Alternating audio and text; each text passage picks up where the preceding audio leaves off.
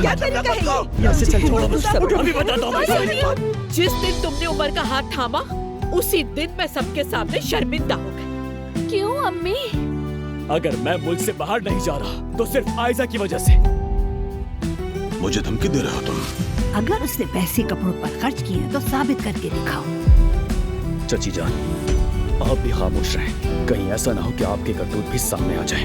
हमें तुम्हारे उन कागजात का पता है जिन पर तुमने दस्तखत करवाए, और वो चालें भी जो चली। जब मैंने तलाशी ली, अलमारी के ऊपर जो थैला था ना, वो जमीन पर गिर गया। पैसे उसी के अंदर थे। ये कैसे मुमकिन हो सकता है?